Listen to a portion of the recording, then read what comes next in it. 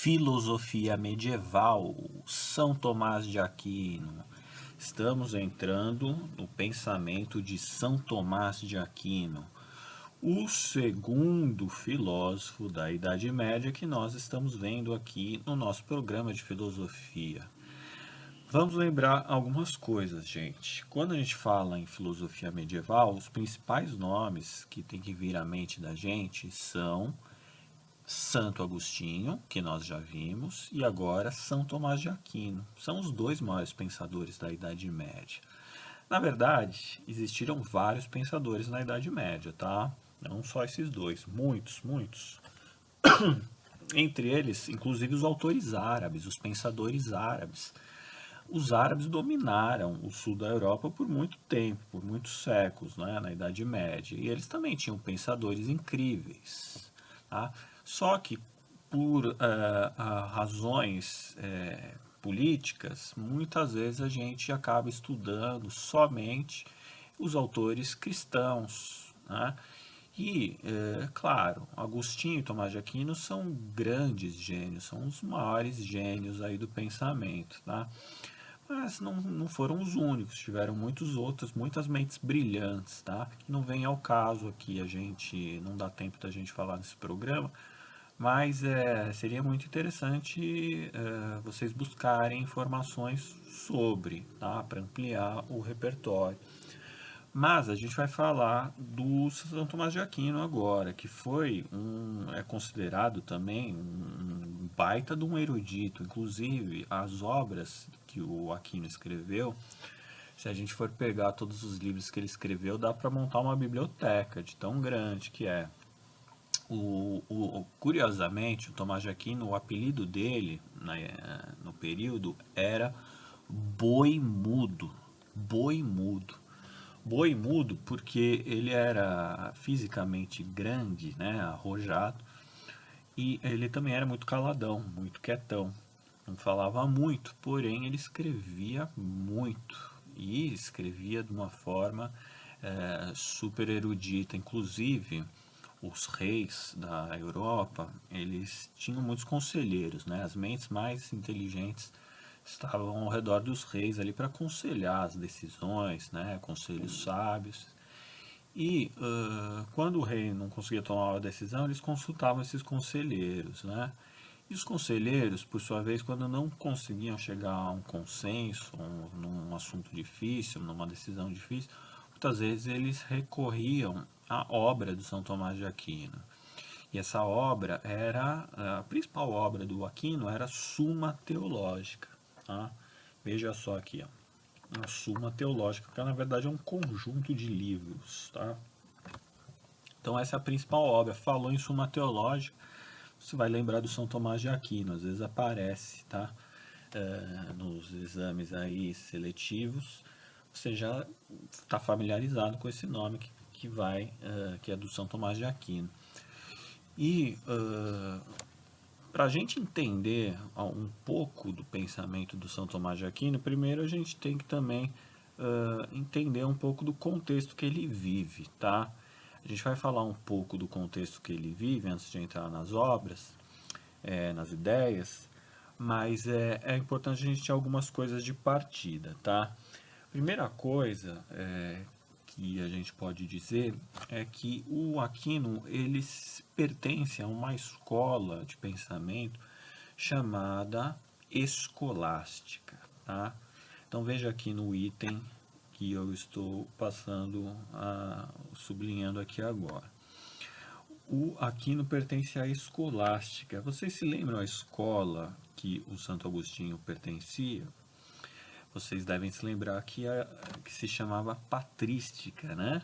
Que eram os patriarcas, os primeiros pensadores da Igreja Católica. O Agostinho pertencia à patrística, o Aquino pertence à escolástica, né? Que é uma escola, são escolas cristãs renovadas, reformadas aí no século XIII, que é o período que ele vive, tá? Então é importante assim, falou em patrística, você vai lembrar do Agostinho. Falou em escolástica, você vai lembrar do Aquino, tá? Falou em Suma Teológica, vai lembrar do Aquino. E outra coisa que é muito importante quando falar em São Tomás de Aquino é que vocês vão lembrar imediatamente do Aristóteles, tá? Lembra do Aristóteles que a gente viu lá na filosofia grega? Pois então, monta esse quadro aí. Falou em Agostinho, você vai pensar em patrística, você vai pensar em Platão. Falou em Aquino, você vai pensar em Suma Teológica, Escolástica e Aristóteles. Aristóteles é fundamental, a gente já vai falar um pouco mais disso. Tá? E a questão que o Aquino vai empreender aí também vai ser, a missão dele vai ser conciliar fé e razão, tá? De modo a valorizar a fé cristã e a razão humana de forma equitária, tá? Sem uma se sobrepor à outra. Essa vai ser a grande missão do São Tomás de Aquino, tá? Então vamos dar uma olhada um pouco no contexto aí, tá? Veja só aqui, onde eu estou passando a flecha. Isso aqui é a vida do São Tomás de Aquino. Ele nasceu em 1226 e morreu em 1274. Que dá aí o que? Quase 50 anos, né? 48 anos. Na verdade mais, né? 50 anos. Ou, tem que fazer os cálculos aí, gente. Tá? Mas ele teve uma vida aí no século XIII, portanto, tá? Século XIII. E o século XIII aconteceram muitas coisas, tá? Mas o que é importante a gente reter é que o século XIII, o século XI, XII e XIII foram conhecidos como séculos do chamado renascimento urbano, ou seja, surgimento de cidades e o surgimento do comércio, tá? Falou em cidade, falou em renascimento urbano, você pensou em cidade. E pensou em cidade, gente, você pensa em comércio. Pensou em comércio, você pensa em burguesia, tá? E vocês viram nas aulas de Idade Média que esse período aí do renascimento das cidades, da burguesia, a burguesia está cada vez mais preocupada com negócios e está cada vez mais preocupada com as coisas do mundo físico, do mundo sensível, da mundanidade, das coisas materiais, não é isso mesmo? Né? E as coisas materiais, elas cada vez mais são valorizadas, né? E, portanto, é preciso ter uma nova filosofia que se adeque bem às coisas materiais, às coisas do mundo sensível, né? E vocês já estão sentindo aí que o Aristóteles é importante nisso, tá? Porque o Aristóteles é um cara que valoriza o mundo empírico, o mundo dos sentidos, né? Lembra? Né? Além disso, as universidades, né?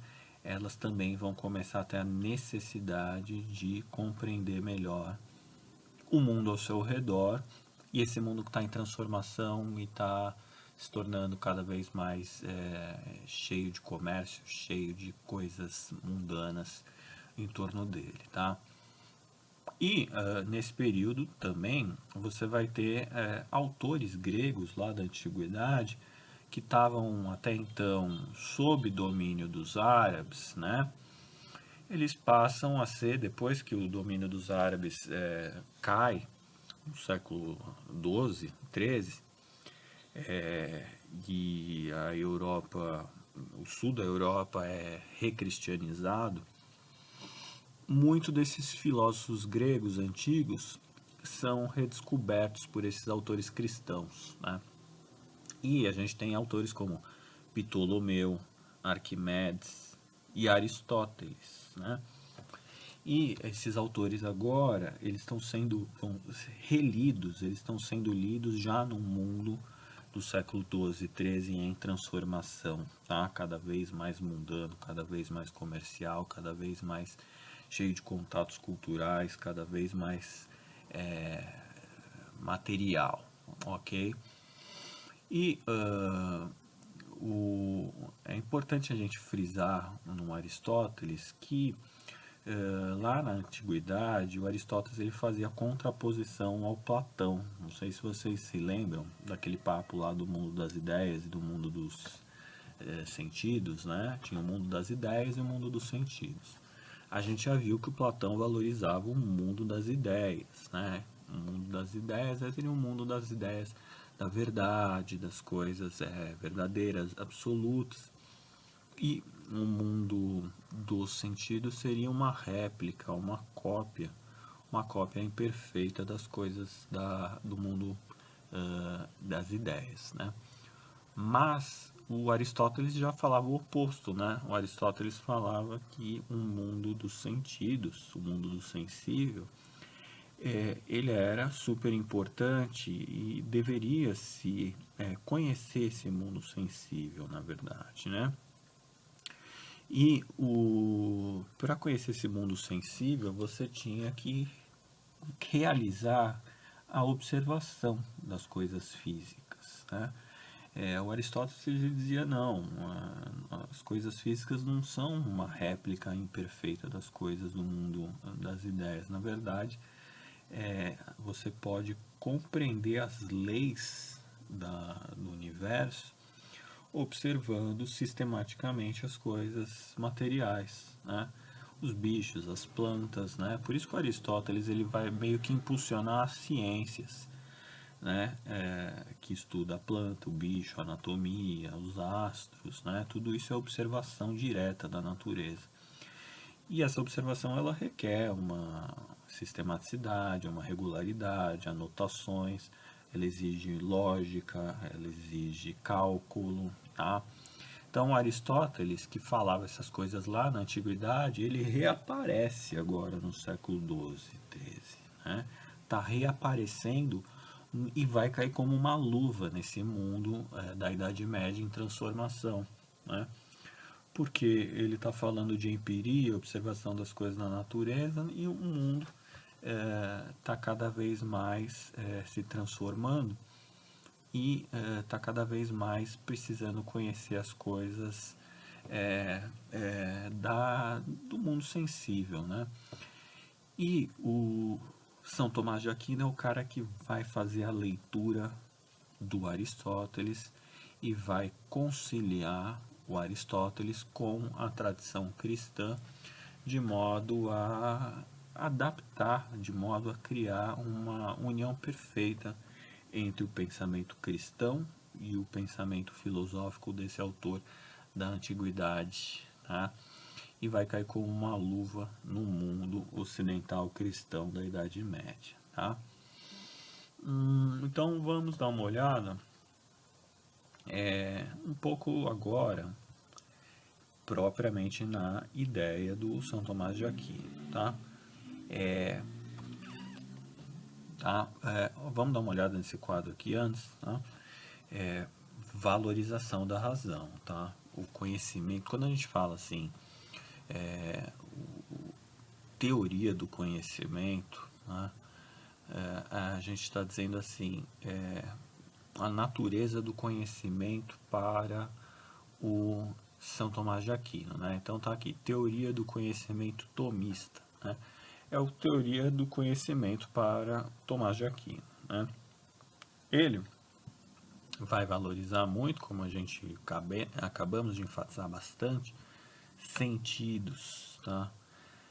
Reconhece, né, a teoria do conhecimento tomista reconhece a importância do conhecimento natural humano adquirido através dos sentidos, tá? Do tato, da visão, do olfato, do paladar, tudo que é sensível, tudo que vem direto aos sentidos, tá? Em primeiro lugar, os sentidos, tá? Depois, valoriza-se também a imaginação, né? Que é a criatividade, a criação a partir desse mundo dos sentidos, tá? Então a gente recebe informações do mundo externo e a gente, na nossa imaginação, a gente vai criando, recriando, combinando essas coisas do sentido, até que ele vai parar no intelecto, né? E no intelecto a gente bola novas ideias, a gente cria novas coisas a partir dos sentidos e da imaginação. Então, valorização profunda da inteligência humana, tá? Isso é o Tomás de Aquino, tá?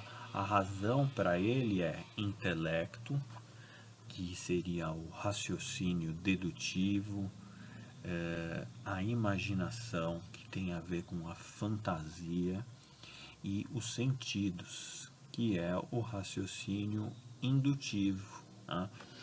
O indutivo tem muito a ver com um conhecimento particular das coisas. A gente conhece, a gente vai a gente nasce e vai se reconhecer, a gente vai conhecendo o mundo através de experiências particulares, locais, né? Estamos aqui, depois vamos para lá, tocamos e sentimos cheiros, sentimos calor, frio, vemos coisas no nosso imediato, né? No nosso ao redor particular, e depois essas informações da experiência particular vão entrando na nossa imaginação, e nosso intelecto vai fazendo essa experiência particular uma coisa, a gente vai criando regras, a gente vai deduzindo leis que seriam universais. Tá?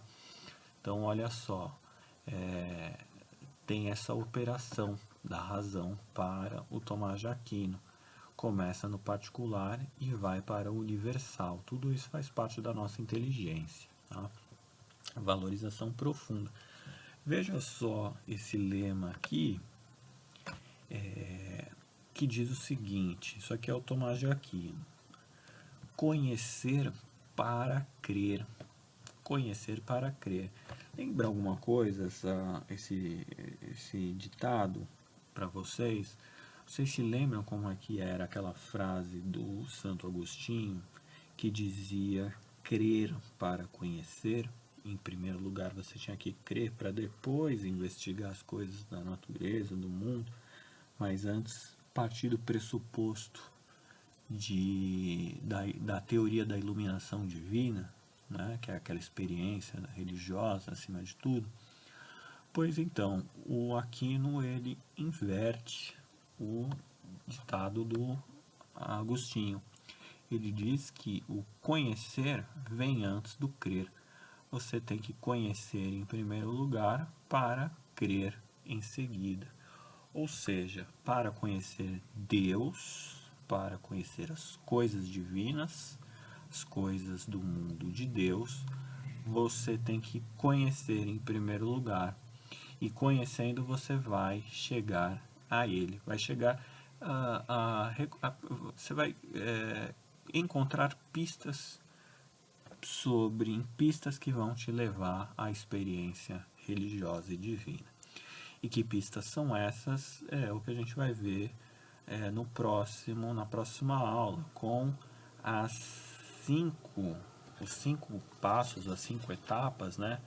Que são as 5 vias da prova da existência de Deus. Ou seja, o Aquino ele quer provar a existência de Deus através da razão, através da empiria, através da observação, através dos sentidos. Ele fala: eu vou te dar 5 pistas para você conhecer Deus, e essas pistas todas, elas são lógicas, dedutivas, racionais e observáveis no mundo empírico. E isso ele vai provar, portanto, né, o Aquino vai provar de forma empírica a existência de Deus. E essa prova empírica da existência de Deus é muito baseada no método de Aristóteles, no método aristotélico. Tá? Por isso que a gente fala que o Aquino cristianiza o Aristóteles. Enquanto o Agostinho cristianiza o Platão, o Tomás de Aquino vai cristianizar o Aristóteles. Tá? Então, a gente vai ver isso com mais detalhes na próxima aula. Um abração!